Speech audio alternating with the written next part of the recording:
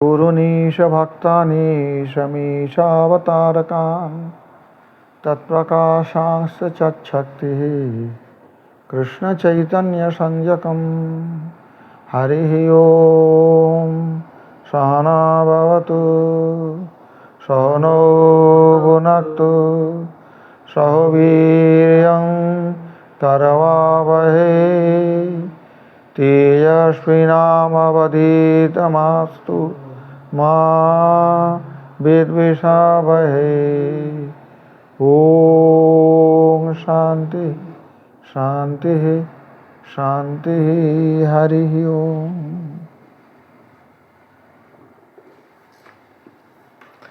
काठकोपनिषद द्वितीय वल्ली द्वितीय अध्याय प्रथम वल्ली मंत्र संख्या 12, 13, 14, 15। हृत्स भगवत परिमाणोक्ति ही। ये जो 12 नंबर मंत्र 12 और 13 दोनों मंत्र में जो है, जो हृदय स्थित भगवान के कितना परिमाण है, आकार कैसा है, वो बताया गया। हृदय स्थित जीव के हृदय में जो भगवान स्थित है उनकी आकार। अंगोष्ठमात्रः पुरुषो माध्य आत्मनि तिष्ठति ईशानो भूतभव्यस्य न ततो विजुगुप्सते एतद्वै तत्। अंगोष्ठमात्रः पुरुषो ज्योतिरीवाधूमकः ईशानो भूतभव्यस्य स एवाद्य स उष्पः एतद्वै तत्। ये दोनों मंत्रों का पहले चर्चा देखो, 12 नंबर और 13 नंबर, जो द्वितीय अध्याय के प्रथमा वल्ली के मंत्र है। अंगुष्ठ मात्र पुरुष। अंगुष्ठ मतलब ये अंगुली का अंगुष्ठ कहते हैं, लेकिन अंगुष्ठ मात्र परिमाण माना जाए तो यहाँ से यहाँ तक अंगुष्ठ बोला जाता है। अंगुष्ठ तो इसे कहते हैं, अंगूठा इसके हिंदी में कहते हैं, परंतु अंगुष्ठ नाप जब लिया जाएगा तो ये लगभग 6 इंचेस जैसा होता है, यहाँ से यहाँ तक। प्रादेश भी कहा जाता है इसको, अंगुष्ठ भी कहा जाता है।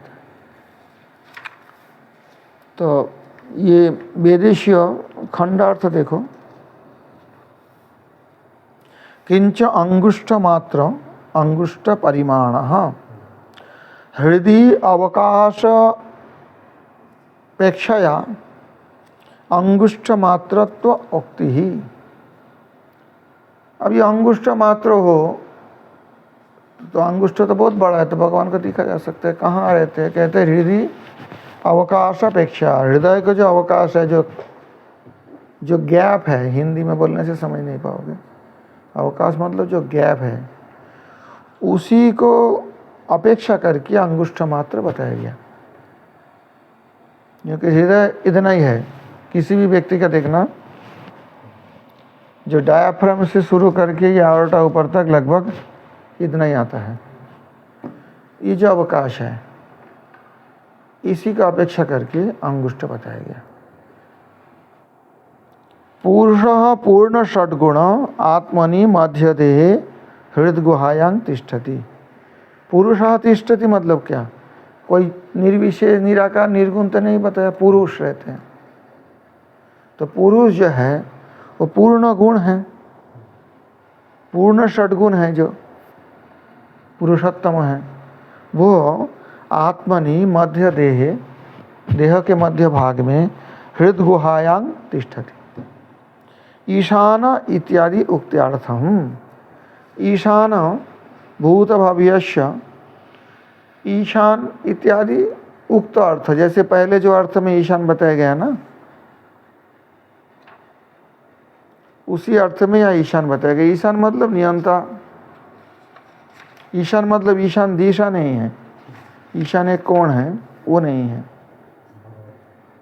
हाँ, इससे पहले तो कोई ईशान का प्रयोग किया है, उसी अर्थ में माना जाएगा। तो यहाँ भगवान को ईशान बताया गया।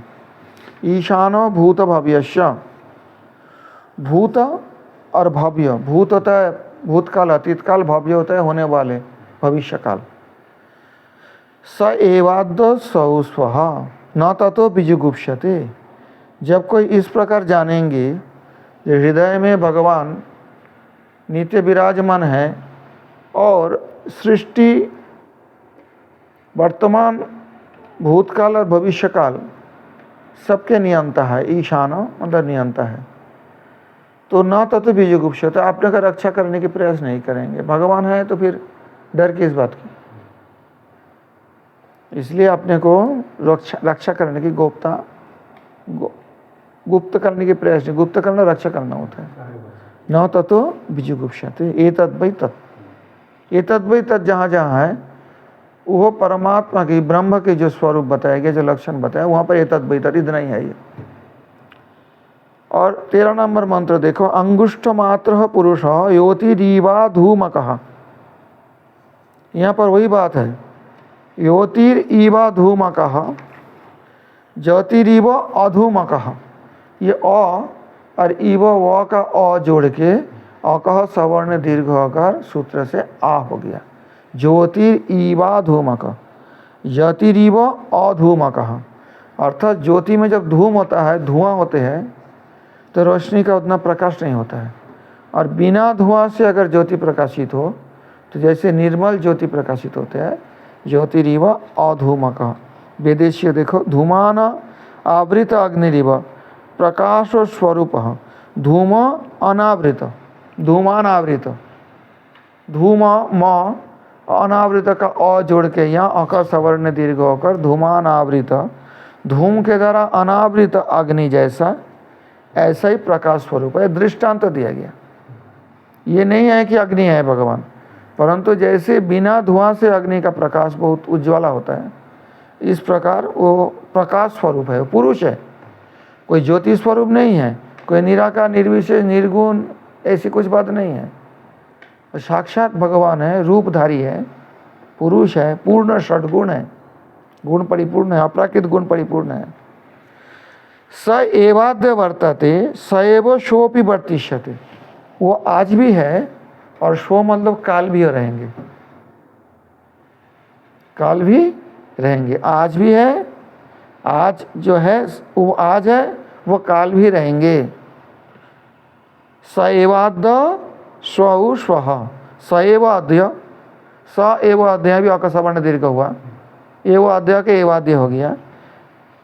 ईशान भूत भव्य से पहले जैसा बताया वही है, जो भूतकाल और भविष्यत काल सबके नियंता है। तो इसलिए भूतकाल में जो हुआ उसके लिए भी सोचना दुख नहीं करेंगे, भविष्य काल में भी अपने को रक्षा करने की प्रयास नहीं करेंगे। ईशानो भूत भव्य स एवाद्य स उ स्वः, स्वः मतलब काल, आने वाले काल। एतद् वही तत्, अर्थात जो आज है हृदय में वो काल भी रहेंगे। अनादि अनंत काले भी, अनाद्यानंत काले भी, एक नच हुआ, संधि लग गया, अनाद्यानंत काले भी सदा वर्तता इत्यर्थः। अनादि अनंत काल के लिए निरंतर रहते हैं, सदा सर्वदा रहते हैं। एतद् वही तत्, ये वो ब्रह्म है, ब्रह्म इतना ही है। एतद् वही तत् कहने के तात्पर्य ये है, जो अनंत है, अनंत गुण संपन्न है, उनका सीमा तो नहीं कर सकते, इतना तक ही, इतना तक मतलब मंत्र का कहना इतना तक है, लेकिन भगवान इतना तक नहीं है, तो अनंत है, अनंत का कैसे वर्णन कर सकते हैं, वाक्य तो अनंत नहीं होता है। इसलिए वेद मंत्र ऐसे कहते हैं, एतद् वही तत्। अंगुष्ठ मात्र पुरुषो मध्य आत्मनि तिष्ठति ईशानभूत भव्यस्य न ततो बीजुगुप्सते एतद् वै तत्। अंगुष्ठ मात्र पुरुषो ज्योतिरीवा धूमकः ईशानभूत भव्यस्य स एवाद्य स ऊष्वः एतद् वै तत्। यथोदकं दुर्गे वृष्टं पर्वतेषु विधावति एवं धर्मान् पृथक् पश्यगुं स्थानेवानुविधावति। ये जो 14 नंबर मंत्र है, ये भगवत गुणेषु भेद चिंताया अनर्थत्व कीर्तनम। भगवान के गुण और भगवान दोनों अलग है, भेद है, ऐसे चिंतन करने का जो अनर्थत्व है वो कीर्तन किया गया 14 नंबर मंत्र में। यथा उदकं, यथोदकं, यथा उदकम, उदक मतलब जल, जैसे जल। देखो यहाँ पर जो वेदेशीय खंडार्थ देखो, ननु मृत्युः स मृत्युं गच्छति इत्यनेन भगवद अवयवादीनां भगवता परस्परं च भेदाभेदेव निषिध्यते न तो भेदः। हाँ, अगर ऐसे ही बात हो तो मृत्युः स मृत्युं गच्छति आगे जो बताया वो मंत्र के द्वारा भगवान के जो अवयव है, अवयव मतलब जैसे कर है, चरण है, नाक है, नेत्र है, ये भगवान के साथ और परस्पर के साथ भेदाभेद निषेध किया गया, न तो भेद निषेध नहीं किया। क्यों?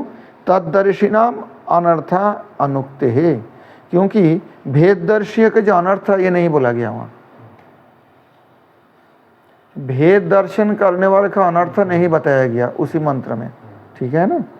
ये बताया गया कि भगवान का जो शरीर है, अंगान यस्य सकलेन्द्रिय वृत्तिमंती हम बोलते हैं, लेकिन जो ऐसा नहीं समझते हैं, जो सोचते हैं कि भगवान के हाथ कुछ अलग है और हाथ से पैर अलग है, परस्पर में भेद है, और भगवान के साथ उनके शरीर की अवयव का भेद है, या भगवान और भगवत विग्रह में भेद है, नाम विग्रह स्वरूप में भेद है, इस प्रकार भेदाभेद विचार वाले का नहीं निषेध किया गया। भेद के बारे में पहले निषेध नहीं किया। तद्दर्शिनाम अनर्थ अनुक्ते है, अनर्थ अनुक्ते है, अनर्थ अनुक्ते हो गया। हाँ, तो वक्तुं प्रतिजानीते यथेति। अभी ये जो पहले बताया तो उसमें तो भेददर्शी का अनर्थ नहीं बताया, भेदाभेददर्शी का अनर्थ बताया। अतो नेह नाना इति, नेह नानास्ति किंचन पहले जो बताया, इति कथं भेदाभाव उक्ता इत्यतो, कहते भेद के अभाव कहाँ बताया गया, भेद होगा उनमें। इत्यतो भेददर्शिनामपि अनर्थं वक्तुं प्रतिजानीते, जो भेद दर्शन करते हैं उनका भी जो अनर्थ है जो पहले नहीं बताया गया वो अभी बता रहे। कौन सा मंत्र में? 14 नंबर मंत्र में। यथोदकं दुर्गे वृष्टं पर्वतेषु विधावती, यथा उदकं, यथा पर्वतेषु दुर्गे शिखरे, पर्वत के दुर्ग मतलब जो दुर्गम स्थान है, शिखर चोटी, पहाड़ की चोटी में जैसे वृष्ट पानी गिरता हो तो क्या होता है, वो ऊंचा में रहता है, क्या होता है, अधो विधावती, नीचे आ जाता है, नीचे प्रवाहित होते हैं। एवं विष्णुर धर्मान पृथक विष्णुना परस्परं च भेदेन पश्यन् तानेव पृथक दृष्ट धर्मानेव धर्म पार्थक्य दर्शनानंतरमेव इति यावत् विधावती अंधन तमः इत्यर्थः। जैसे भगवान, जैसे पहाड़ के चोटी में बारिश के बरसात के पानी जल गिरने पर भी वहाँ नहीं टिकता, वो नीचे आ जाता है, और नीचे आके मृत्तिका के संस्पर्श में पानी क्या हो जाता है, गंदा हो जाता है, नदी में चला जाता है, समुद्र में चले जाता है, वहाँ तो नहीं टिक पाता है। ऐसे ही भगवान की भी चिंतन करे, परंतु भगवान के जो अंग अवयव या भगवान के नाम रूप गुण आदि को परस्पर में भेद अथवा भगवत स्वरूप से भेद कोई अगर माने तो उसका बुरा हालत होगा। अब कोई कह सकते हैं चिंतन तो भगवान का कर रहे हैं, अंधतम में क्यों जाएंगे, तो बारिश तो पर्वत के ऊपर गिर रहा है, कीचड़ में क्यों जा रहा है, इसलिए दृष्टांत दिया। पर्वत के शिखर में तो कीचड़ नहीं है, स्वच्छ है, पत्थर है, उसके ऊपर गिरता है लेकिन कीचड़ में जाता है। तो भगवत चिंतन करने पर भी ये अंधतम में जाएंगे अगर ऐसे विचार रहे कि भगवान के स्वरूप या भगवान के अंग में परस्पर में हाथ पैर में कोई भेद है। ये मनुष्यों का है, हम लोगों का है, हम लोगों का जड़ शरीर है, इसमें मेरा हाथ जो है मेरा आँख का काम नहीं कर सकता है, आँख जो है नाक का काम नहीं कर सकता है, इसमें भेद है, ये तो हम भी मानते हैं। परंतु भगवत स्वरूप में ये अगर कोई मान लिया कि भगवान के स्वरूप में अवयव में परस्पर में भेद है, अथवा भगवत स्वरूप से ही अंगों का भेद है, अथवा भगवत स्वरूप से भगवत गुण नाम का भेद है, तो उसका वो हालत होगा। इसलिए दृष्टांत दिया है कि पर्वत के ऊपर जब बारिश के जल गिरते हैं तो वो जैसे नीचे जा जाता है, वहाँ नहीं टिक पाता है। तो भगवत चिंतन करने पर भी वो लोग उसी प्रकार अगर विचार लेकर चिंतन करे तो अंधतमः अंधनतमः प्रविशति, क्योंकि ये पहले भी बताया अंधतमः प्रविशति यो अविद्याम उपासते ततो भूय इवते तमो यौ विद्यायां रता। ईशोपनिषद के मंत्र में ऐसी बात है। ऊ विद्या अति विद्या, अति विद्या मतलब वही कहते हैं भगवान के स्वरूप में भेद करो, भगवान तो निर्विशेष है, निराकार है, ये सब माया गुण से रचित शरीर है, ये सारे विचार जो कहते हैं अति विद्या कहते हैं उसको, वो भी नरक में जाएगा। तो एवं विष्णु धर्मान पृथक विष्णुना परस्परं च भेदेन पश्यन्, भगवान विष्णु के जो गुण आदि अपराकृत गुणावली और उनके जो अवयव परस्पर में भेद अथवा भगवान विष्णु से जो भेद देखेंगे, तानेव पृथक दृष्ट धर्मानेव, इस प्रकार पृथक उनके धर्मों को देखेंगे। धर्मी में कोई अंतर नहीं है। तो धर्म पार्थक्य दर्शनान अंतरम एवेति यावत विधावती अंधनतमः। समझ में आई बात? स्थानेवानो विधावती, स्थान एवं मतलब पहले जो बताया अंधनतमः, देखो तान एवं अनुविधावती, उसके पीछे पीछे भागते हैं। उसके पीछे पीछे कहाँ? इससे पहले बताया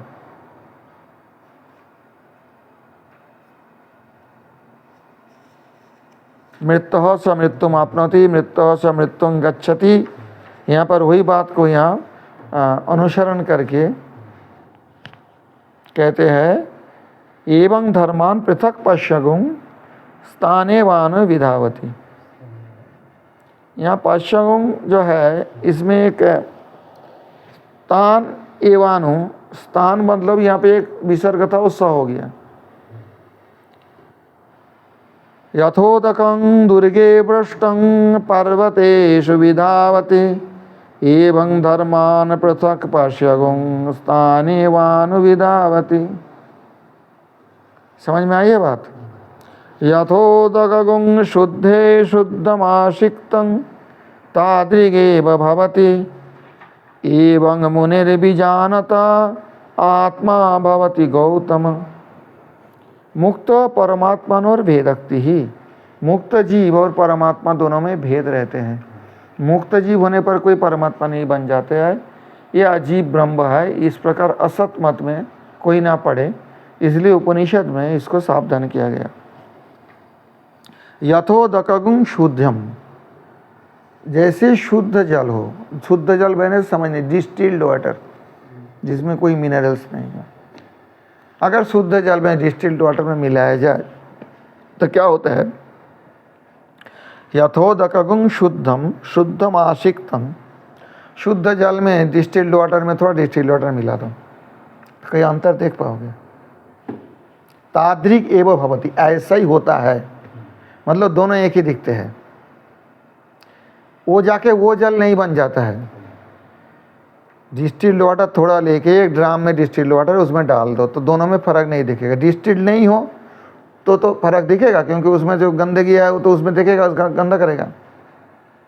परंतु कुछ डिस्टिल्ड वाटर में शुद्ध जल कहने से समझ नहीं पाओगे। शुद्ध जल अगर शुद्ध जल में मिले, डिस्टिल्ड मतलब जिसमें और कोई नहीं है, मिनरल्स नहीं है, कुछ सिर्फ जल ही है, H2O, तो ऐसा तादृग एव भवति, ऐसा ही हो जाता है। एवं मुनेर भी जानता, इस प्रकार जो मुनि जो भगवान को जानते हैं वो आत्मा भवति गौतम। इसी में मायावती कहते हैं जाने तुम्हें तुम ही हो जाई, ब्रह्मविद ब्रह्मैव भवति। ये बात भी है उपनिषद में, ब्रह्मविद ब्रह्मैव सब मिलेगा, बातें मिलेगी, परंतु इसका अर्थ ये नहीं है, इसका गलत अर्थ करते हैं। शुद्ध जल में शुद्ध जल मिलाने से वो जल साथ साथ रहते हैं, वो जल नहीं हो जाता है। क्यों? वृद्धि दर्शना संभवात, तो जल तो बढ़ जाता है, तो उसका मतलब क्या? उसके साथ रहते हैं और देखने में एक जैसे है, क्योंकि शुद्ध आत्मा जो होते हैं अपहत पापमा विमृत्युर विजरो विमृत्युर विशोको विजिगित्सा पिपासा इत्यादि इत्यादि, जो छांदोग्योपनिषद का जो अष्टगुण संपन्न जब आत्मा होते हैं, अर्थात आत्मा जब अपने अविद्या छोड़कर शुद्ध अवस्था में पहुंचते हैं तो ब्रह्म और आत्मा में दोनों में कुछ गुणों का सादृश्य तो रहता ही है। जैसे शुद्ध जल थोड़ा सा डिस्टिल्ड वाटर हो और बहुत बड़ा शुद्ध जल डिस्टिल्ड वाटर के ड्राम हो तो दोनों मिलाने से ये नहीं कि ये जल वो जल हो जाएगा, उसके साथ रह जाएगा, उनमें गुणगत भेद नहीं दिखेगा। तो ऐसा ही जीव जो बद्धावस्था में है, जो माया के चक्कर में गंदा हो चुका है, अगर शुद्ध हो जाए भजन प्रभाव से, भगवत कृपा से, और भगवान के पास पहुंच जाए तो उनके जैसे ही बन के रहेंगे, लेकिन ये नहीं कि भगवान हो जाएंगे।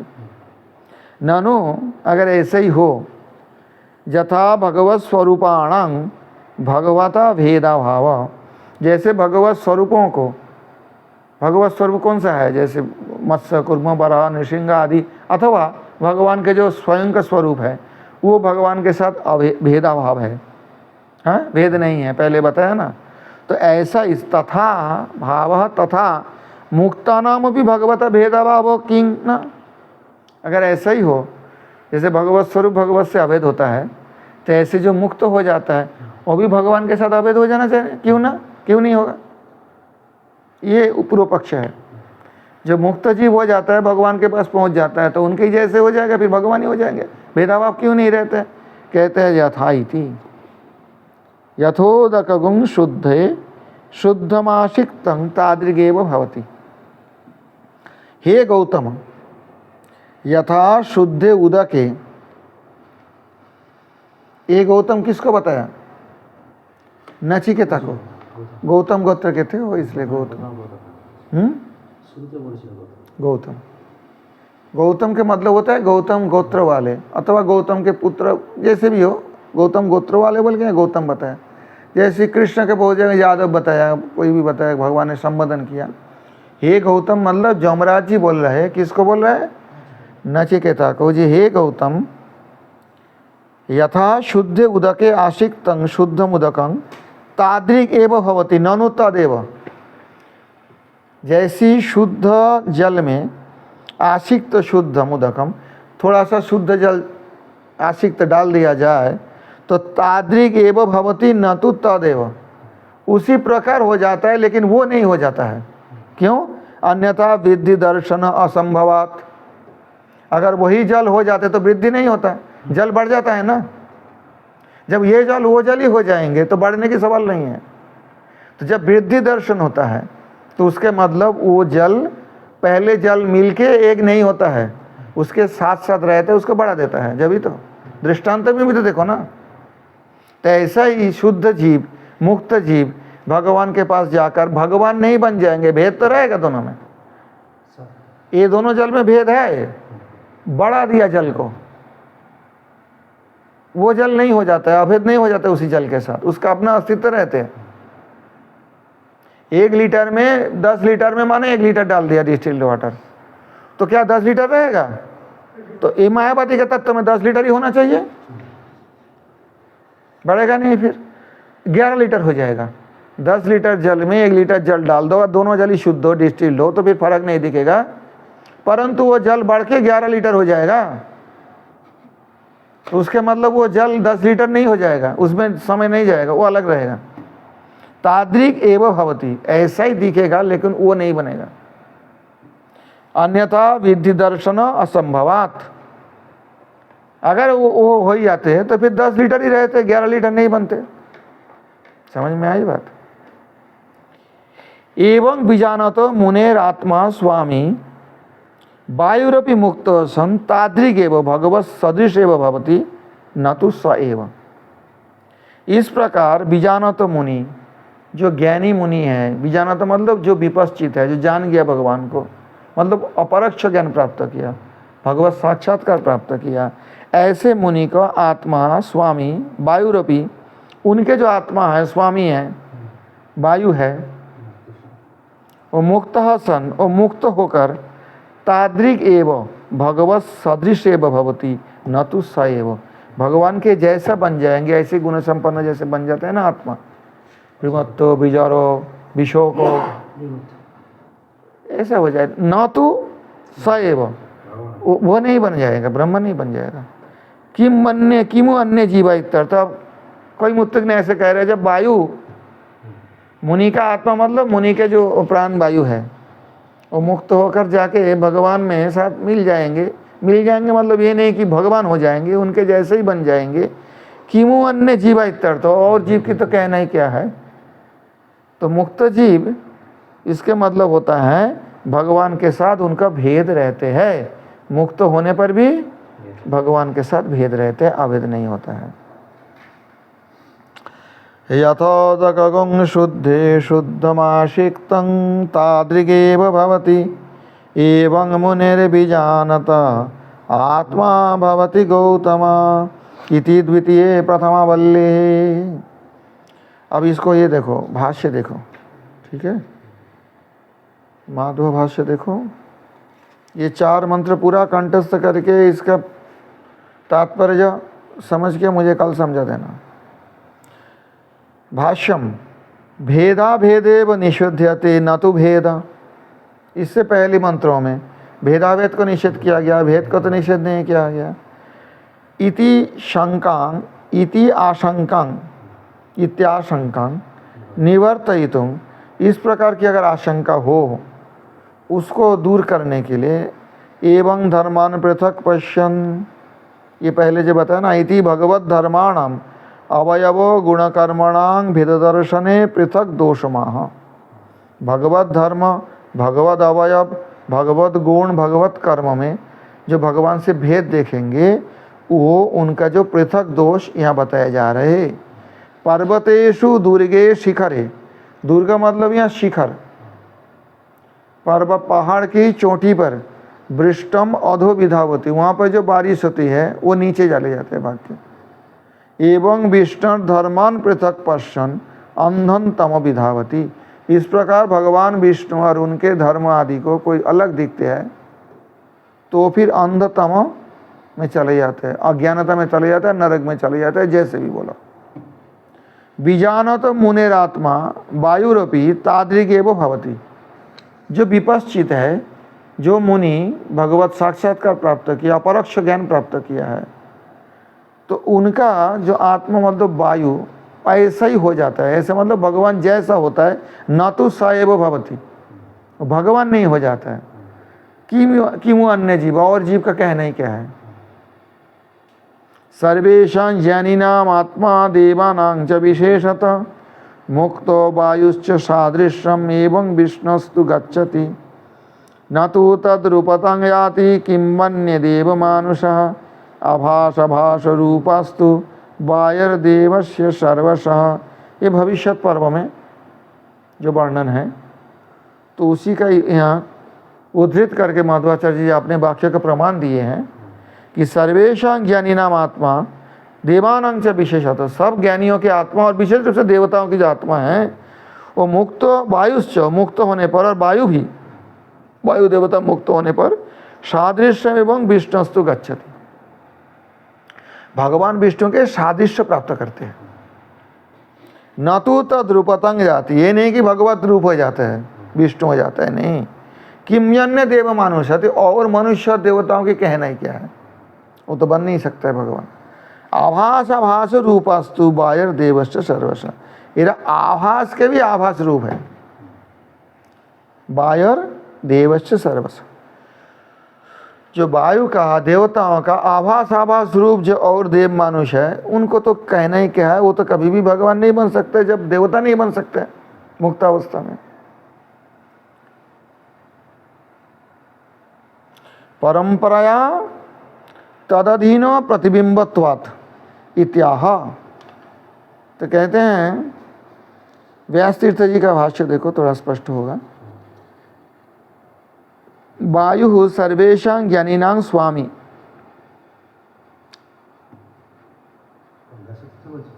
व्यास तीर्थम देखो, यथोदकम इति वाक्यमन्वया प्रतीते व्याचष्टे पर्वतेषु इति शिखरे वृष्टम उदकं यथा इति पूरणीयम, अर्थात शिखर में बारिश होने से जैसा जल गिर नीचे चले जाते हैं ऐसे पूरण करना चाहिए।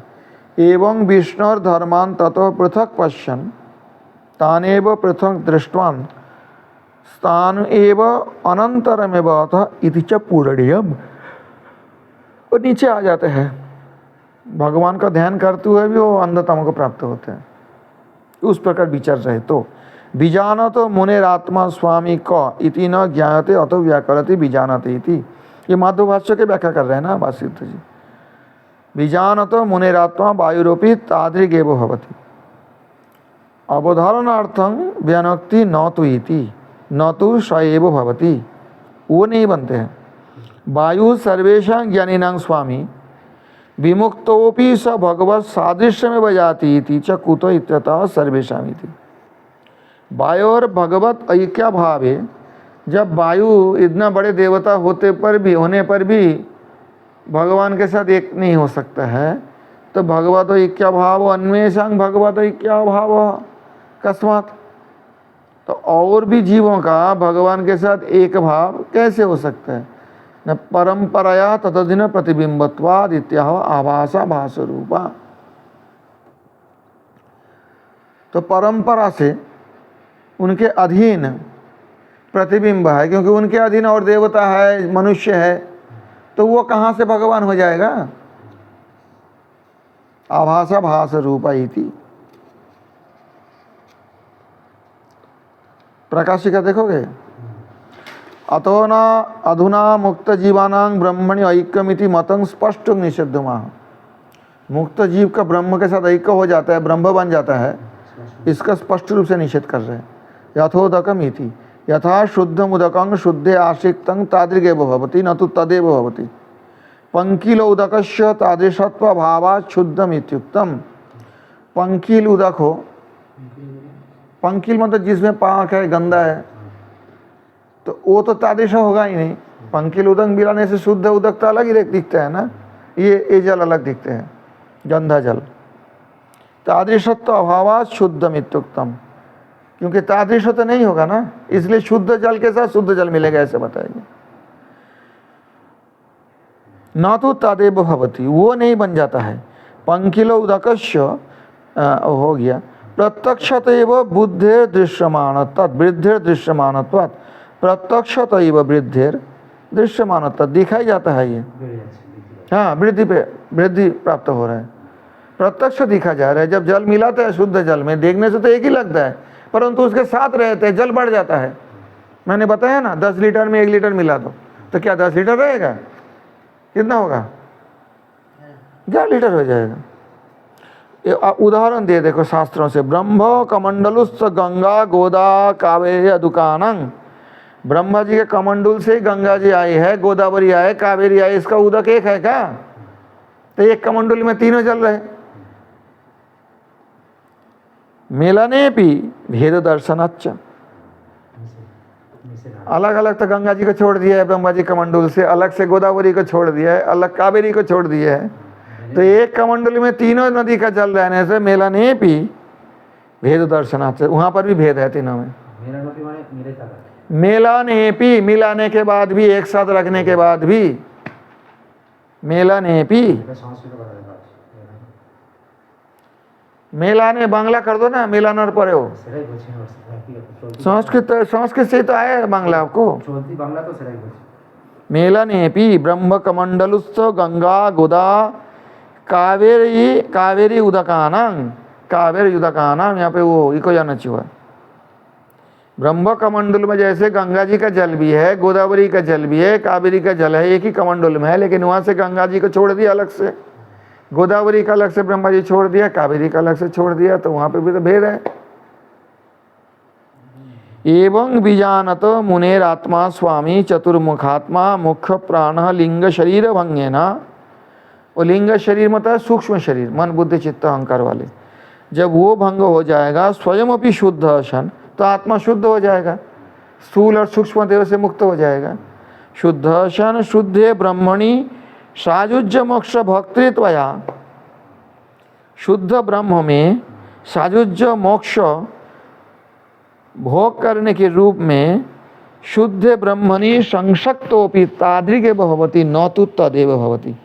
शुद्ध ब्रह्म के साथ एक साथ रहने पर भी वो ब्रह्म जैसा होता है, ब्रह्म नहीं बनता है। ये साजुज्य वो साजुज्य नहीं है, मायावादी का साजुज्य उसे मिल जाएगा, फिर अलग नहीं रहेगा, ये कहते अलग रहेंगे। तत्रापि ऋचांग त्वः पोषमास्ते इत्यादिना वेद दर्शनात्, ये वेदों का मंत्र दिया, ऋचांग त्वः पोषमास्ते, अथवा बीजानत मुनेः जात्येक वचनम आत्मा स्वरूपमपि लिंगदेह भंगानंतरं शुद्धे ब्रह्मणि विमिश्रमपि तादृगे भवति न तो तदेव भवति इत्यर्थः। और दूसरा ये भी है बीजानत मुनेः, यहाँ मुने एक वचन है लेकिन एक मुनि नहीं है। बीजानत मुने मतलब जाति अभिप्राय से एक वचन का प्रयोग होता है।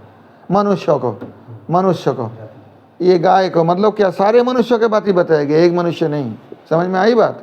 मनुष्य जाति ऐसे मुनि ये बताया गया, मतलब एक मुनि नहीं है, जितने जानेंगे सभी मुनि का।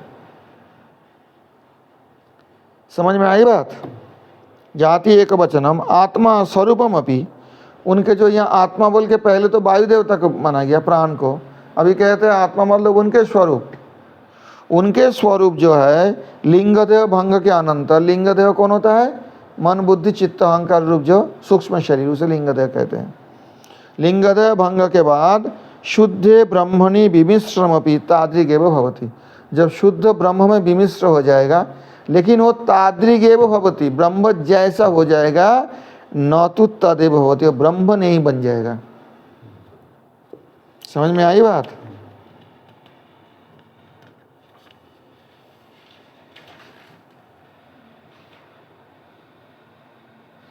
तो ये समझ में आई सारे?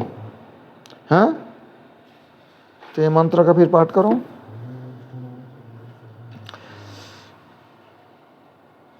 अंगुष्ठमात्रः पुरुषो मध्य आत्मनि तिष्ठति, ईशानभूतभव्यस्य न ततो विजुगुप्सते एतद्वै तत्। अंगुष्ठमात्रः पुरुषो योतिरीवाधूमकः, ईशानभूतभव्यस्य शैवाद्य सौष्वः एतद्वै तत्। यथोदकं दुर्गे भ्रष्टं पर्वतेषु विधावति, एवं धर्मान् पृथक् पश्यगुं स्थान्यवानो विधावति। यथोदकं शुद्धे शुद्धमासिक्तं तादृगेव भवति, एवं मुनिर्विजानत आत्मा भवति गौतम। इति द्वितीये प्रथमावल्ली। हरिः ओं सहना भवतु सहनो भुनक्तु सह वीर्यं करवावहै तेजस्विनामवधीतमस्तु मा विद्विषावहै।